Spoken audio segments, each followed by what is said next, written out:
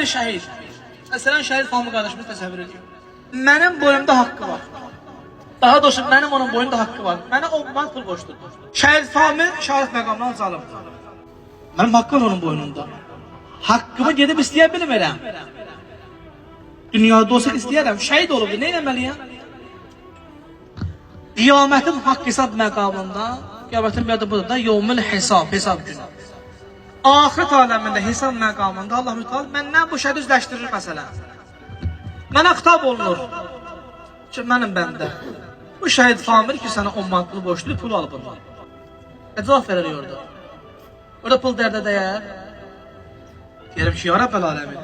O maddi aləm olsaydı, o dünya olsaydı, onu 50 alardı. Ya Rəbbəl aləmin. O dünyanın ləzzətləri, o dünyanın orada olan imkanatları o dünyaya ait. Oradakı o 5-10 manat mənə verəcək, ya onu 50 mənə qaytaracaq. Orada mənim dərbə dəyir. Zilən gedəm olsa, şəhidlərin yolun tanıyan adam olsa, şəhidləri gözü önündə tapşıran adam olsa, qəlbi şəhid olan insan olsa, zəng edir, deyər ki, Allah, axı özün Quranda buyurursan ki, üst dəstə şəxslər var. Əl-ənbiya, thumməl-uləma, thumməl-şühədə. Özün buyursan peyğəmbərlər, imamlar, alimlər, şəhidlər, özün buyursan bunlar o şəxslərdirlər ki, Allah, sən bunlara üstünlük qərar veribsən. Nədir o üstünlük? Özün buyurubsan ki, bunların şəfaət hüququ var. Şəfaət yəni nə?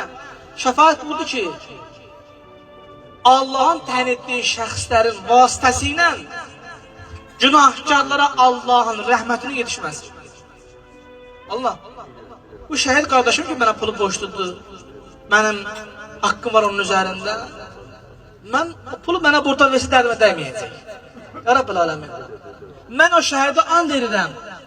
O paş qanunun ehtiramına xatir ki, onun məqamı var ki, səndən istəsə ki, mənim bilmədən, istəmədən etdiyim təqsiratdan keçsin, Allah, əgər o səndən istəsə, Allah sən onun sözünü yola kəsməzsən. Ona görə buyurur ki, qafirəti min dəmihi məğfurunlə, şəhidim bütün günah bağışlanar, bir yerdə bu haqqın nasıl qalar, o bundan ötəri ki, şəhidi bu dünyada mən nə qədər dərk edə bilmirəm. İçdiyimiz qədər şəhid diridir. Müşahidə edə bilmirik bu gözümüzlə. Allah bizə başa salmaqdan ötəri o haqqı saxlayır Allah Teala'na ki, ta mən şəhidin həqiqi məqamın, o haqqı nas məsələsində nə edə biləm? Dərk edirəm.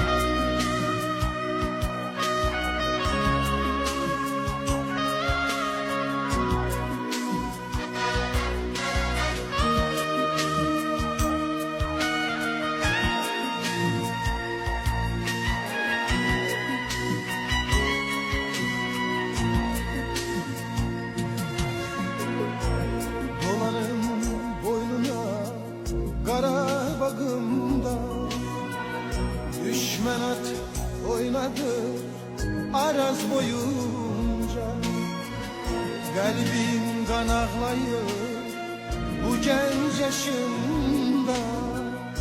Gel boyuna kurban ay vatan ol.